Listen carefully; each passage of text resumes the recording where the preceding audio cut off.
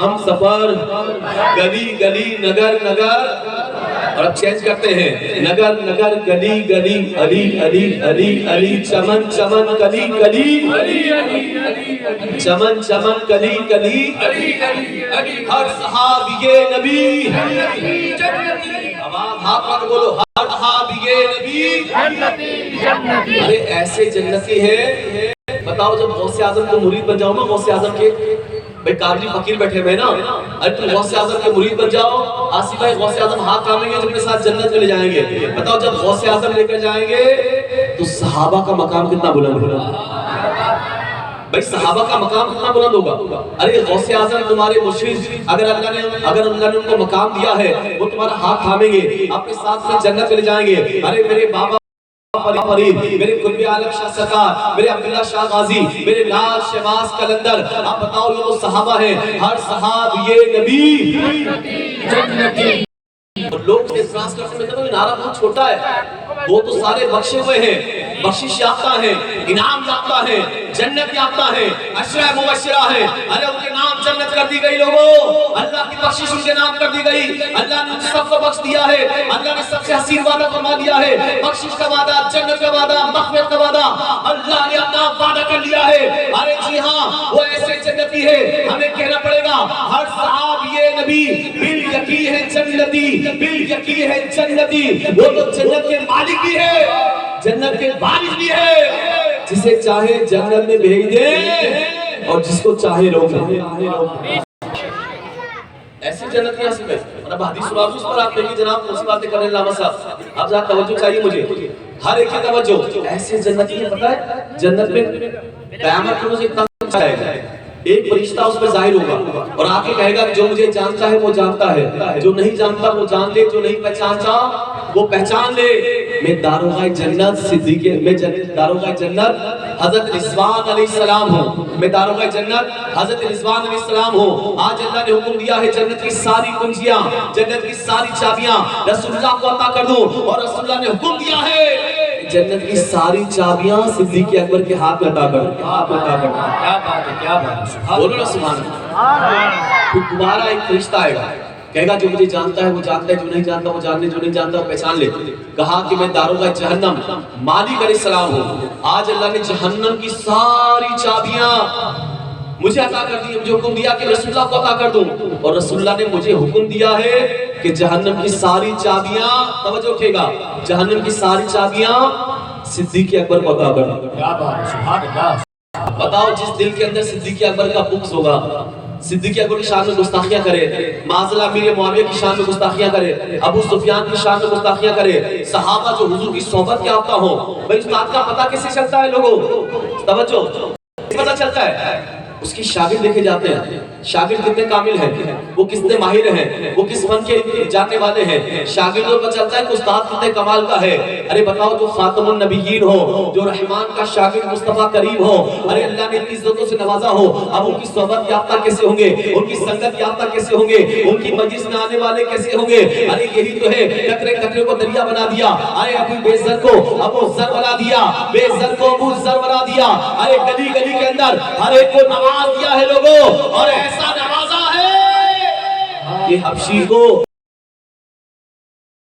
غلام کو بلال حبشی بنا دیا ہے، بے زر کو ابو زر بنا دیا ہے، ارے صدیق کو صداقت کا تاجدار بنا دیا ہے، عمر کو عدالت کا تاجدار بنا دیا ہے، عثمان کو غنی کر دیا ہے، اور علی کو ہر مقام میں دھنی کر دیا ہے، دھنی کر دیا ہے۔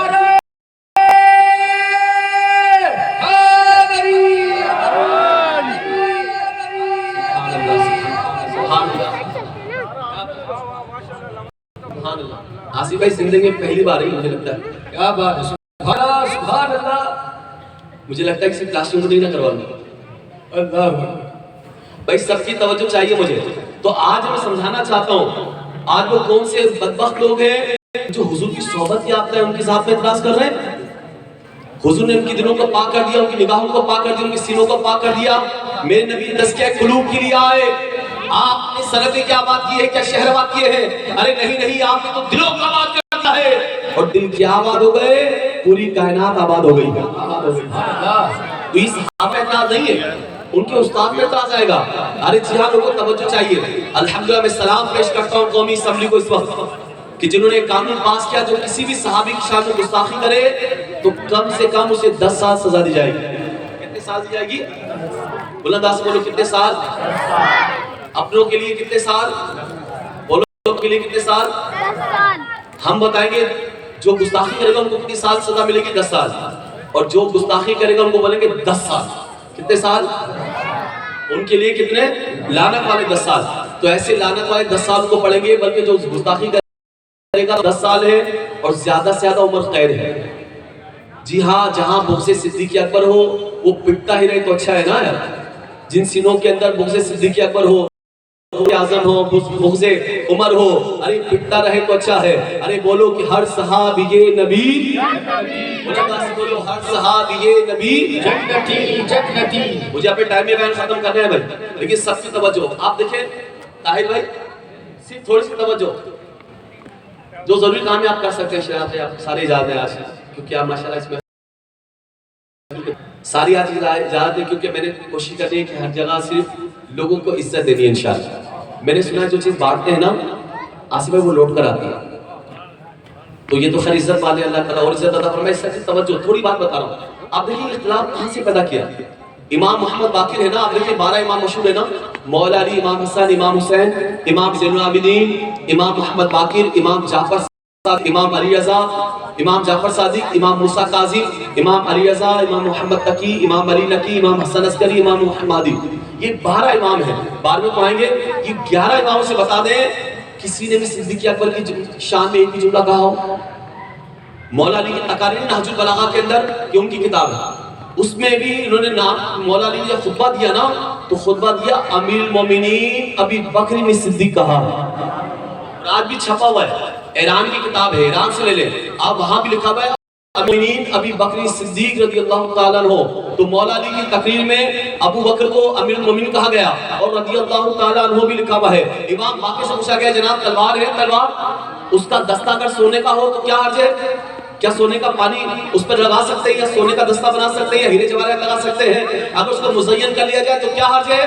کر سکتے ہیں. یہ جائز ہے ناجائز ہے؟ امام محمد باقر نے آنکھیں بند کی اور کشف الغمہ کی روایت ہے فرمایا جائز ہے. کہا حضرت کیا دلیل ہے اس پہ جائز ہے کہ یہ تلوار ہے اور سونے کا پانی چڑھا ہو یا سونے کا اس کے اندر اس کا دستہ ہو اس کو مزین کر دیا کیا کس دلیل کیا ہے؟ کہا صدیق اکبر کی جو تلوار تھی نا اس پہ سونے کا پانی چڑھا ہوا تھا. امام محمد باقر امام زین العابدین کے بیٹے امام محمد باقر کہتے ہیں کہ جائز ہے. کہا صدیق کہا کہ حضرت امام آپ صدیق اکبر کا نام دیتے ہیں کہ اس دور میں بھی غلط فہمیاں تھی اس دور میں بھی. کہا آپ حوالہ صدیق اکبر کا دیتے ہیں؟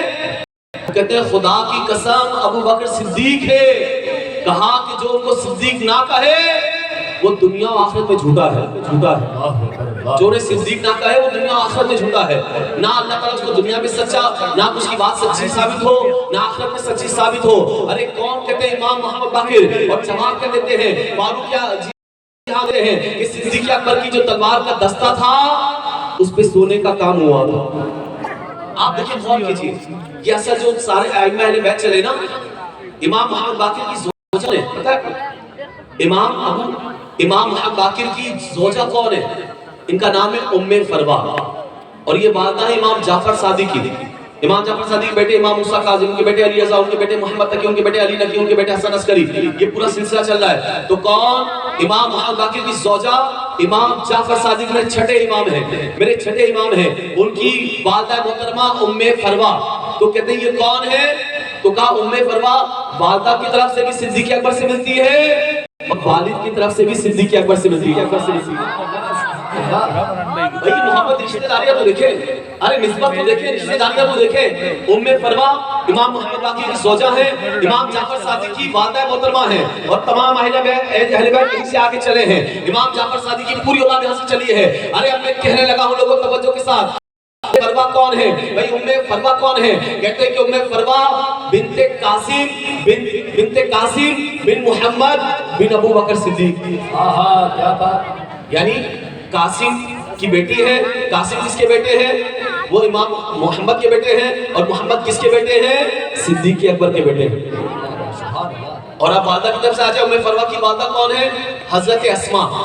ام فروا کی والدہ کون؟ حضرت اسما. اب اسما کے والد کون؟ عبد الرحمن. اور عبد الرحمن کے والد کون؟ ابو بکر صدیق. اب میں کہنا چاہتا ہوں کہ ام فروا کی پر ان کے قدموں پر میری نسل قربان. ام فروا پر میری نسل قربان. اب میں کہنا چاہتا ہوں لوگوں ذرا غور تو کریں. اب امام جعفر صادق کیا کہتے ہیں؟ کشف الغمہ کی روایت ہے. کشف الغمہ کی روایت ہے. کہا کہ امام جعفر صادق فرماتے ہیں کہ لوگوں میں صدیق اکبر کا دوہرا بیٹا ہوں. میں صدیق اکبر کا دوہرا بیٹا ہوں. آپ دیکھیں کہ صدیق اکبر کے دو بیٹے تھے, عبد الرحمن بن صدیق اور محمد بن صدیق. محمد بن صدیق جو تھے نا, صدیق اکبر کے جو بیٹے تھے, پتہ ہے زمانے میں کیا مشہور ہو گیا تھا؟ لوگ محمد بن ابو بکر صدیق نہیں کہتے تھے, کہتے تھے محمد بن علی. کیا کہتے ہیں؟ محمد بن علی کہتے ہیں. بھئی کیوں کہتے تھے محمد بن علی؟ علی کے بیٹے کیوں کہتے تھے؟ اصل میں بات کیا تھی کہ جعفر طیار مولا علی کے بڑے بھائی تھے. جنگ موتا میں جب وہ شہید ہو گئے تو ان کی شہادت کے بعد ان کی زوجہ سے نکاح کیا تو صدیق اکبر نے کیا. ان کی زوجہ سے, جعفر طیار تھے, ان کی زوجہ سے نکاح کس نے کیا؟ صدیق اکبر نے کیا ان کی زوجہ سے. اب ان سے بیٹا پیدا ہوا محمد, یعنی محمد بن ابو بکر صدیق. محمد بیٹا پیدا ہو گیا. جب صدیق اکبر نے پردہ فرما لیا, آپ کا انتقال ہو گیا, آپ ان سے نکاح کیا, دوبارہ ان کی زوجہ سے, جب اب ان کی زوجہ سے انتقال ہو گیا صدیق اکبر کا, اب ان کی زوجہ سے نکاح کیا ہے تو میرے مولا علی نے کیا ہے. اب بات سمجھیے گا ذرا. جعفر طیار کی زوجہ کس کے نکاح میں آئی؟ ابو بکر کے نکاح میں. ابو بکر کا انتقال ہو گیا, نکاح میں کس کی آئی؟ مولا علی کے. اب ان کا جو ابو بکر کا بیٹا کا نام تھا محمد بن ابی بکر, اب وہ کن کے گھر میں آ گئے؟ مولا علی کے گھر میں آ گئے, کیونکہ صدیق اکبر کی زوجہ تھی, اب ان کا انتقال ہو گیا, مولا علی نے نکاح کر لیا ہے. تو لوگ محمد بن ابو بکر نہیں کہا کرتے تھے, مشہور ہو گیا تھا, محمد بن علی کہا کرتے تھے. ارے قربان جاؤں قربان جاؤں, عبد الرحمن بن ابی بکر پہ لاکھوں سلام, محمد بن ابی بکر پہ لاکھوں سلام. محمد بن ابی بکر کی جو تربیت ہوئی ہے علی کے ہاتھوں میں ہوئی ہے, علی کے ہاتھوں میں ہوئی ہے, علی کے ہاتھوں میں ہوئی ہے. اور مولا علی نے اپنی بیٹی ام کلثوم کا نکاح کیا تو فاروق اعظم سے کیا ہے. بولو نا یار سبحان اللہ. بڑی باتیں بتا رہا ہوں, لڑائی جھگڑے ختم کرنا چاہ رہا ہوں. اگر ان کے آپ کوئی مخاصمت ہوتی, کوئی لڑائی ہوتی, کوئی جھگڑا ہوتا تو کیا علی اپنی بیٹی دیتے ہیں فاروق اعظم کو؟ آج یہ جھوٹ بولتے ہیں, تہمت لگاتے ہیں. تو میں آپ سیدھی سی بات بتانے لگا ہوں لوگوں, تو یہ بات سمجھ لیں, مولا علی نے اپنی بیٹی ام کلثوم کا نکاح کیا تو کس سے کیا؟ فاروق اعظم سے. اور فاروق کے جب صدیق اکبر کا انتقال ہو گیا, ان کی زوجہ سے نکاح کیا تو خود مولا علی نے کیا ہے. تو بتاؤ یہ قرابت داریاں ہیں, یہ رشتہ داریاں ہیں, یہ سنگتیں ہیں, یہ آپس کی محبتیں ہیں. ارے ابو بکر کا بیٹا ہو تو پالتا, ارے ان کی تربیت کرنے والے مولا علی ہیں, ان کو گھر میں رکھنے والے مولا علی ہیں, ان کی نگہبانی کرنے والے مولا علی ہیں. تو بتاؤ کتنا پیار ہوگا. ارے صحابہ اہل بیت ہیں, اہل بیت صحابہ ہیں. اب مجھے کہنے دیجئے لوگوں, ارے جی ہاں نبی کے جتنے چمکائے ہوئے تارے ہیں, رب کعبہ کی قسم, ارے یہ چار سارے اہل بیت ہو یا سارے صحابہ ہو, ان سب کو چمکایا ہے تو مصطفیٰ نے چمکایا ہے. ارے کیسے ہو سکتا ہے کہ صحابہ کو چمکایا ہو, اہل بیت کو چھوڑ دیا ہو, اہل بیت کو چمکایا ہو اور صحابہ کو چھوڑ دیا ہو؟ عقل میں آتی ہے؟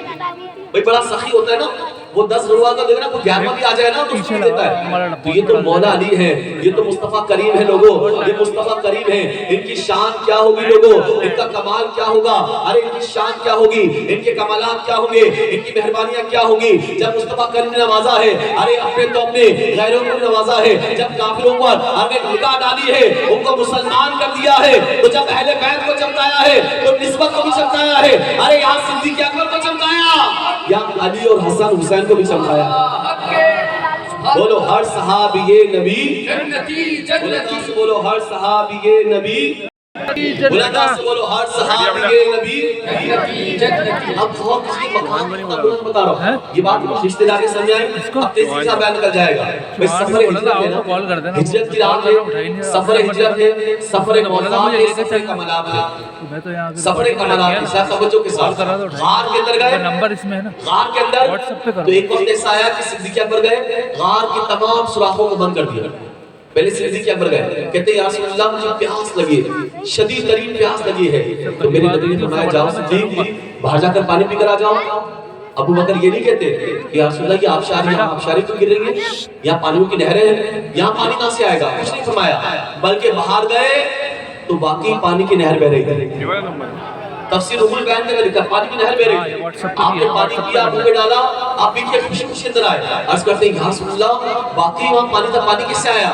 کہا ابو بکر جب تمہیں پیاس لگی، دنیا کے اندر جو فرشتوں پر معمول فرشتہ ہے، اللہ نے اس کو حکم دیا جاؤ، اللہ نے حکم دیا جاؤ غار ثور کے باہر جا کر پانی کی نہر بہا دو، میرے ابو بکر کو پیاس لگی ہے، میرے ابو بکر کو پیاس لگی ہے۔ کہتے ہیں ان کے قدم نظر آئے کفار کے، کبوتری نے انڈے دے دیے تھے، آپ جانتے ہیں اس وقت مکے اور مدینے میں جتنے بھی کبوتر ہیں نا وہ اسی کبوتری کی نسل میں سے سبحان اللہ، اسی کبوتری کی نسل میں سے، مکے میں جتنے بھی کبوتر ہیں، مدینے پاک میں جتنے کبوتر ہیں اسی کبوتری، کیونکہ حضور کی عزت پہ پہرا دیا، حضور کی ناموس پہ پہرا دیا، حضور کی جان پر پہرا دیا کہ جس کبوتر نے انڈے دیے ہو، مکڑی نے جالا کر دیا ہو، وہ پار کہتے ہیں اس کی عزت کیسے جائیں گے؟ نہ یہ کبوتری انڈا دیتی، نہ یہ مکڑی کا جال ہوتا، ارے قربان جاؤں، جب ان کے قدم نظر آنے لگے تو غار کا دہانہ بند ہوتا ہے، میرے نبی نے ہاتھ رکھا، غار کا دہانہ کھل گیا اور سمندر نظر آنے لگا، کشتی نظر آنے لگی، آقا فرماتے صدیق اکبر لا تحزن ان اللہ معنا، لا تحزن ان اللہ معنا، حق مت کرو اللہ ہمارے ساتھ ہے، اگر یہ کفار اندر آ گئے، غار سے اندر آئیں گے تو ہم سمندر کے ذریعے، کشتی کے ذریعے دوسرے کنارے پر پہنچ جائیں گے، ہم دوسرے کنارے پر پہنچ جائیں گے۔ کون؟ میرے آقا فرما رہے ہیں، اور آگے ہم صدیق اکبر کے ذات کو نہیں سمجھتے۔ اب آخر چند نکتے بتاؤں گا اور 12-15 منٹ میں اپنا بیان ختم کر دوں گا، سب کی توجہ چاہیے۔ اب یاد رکھیں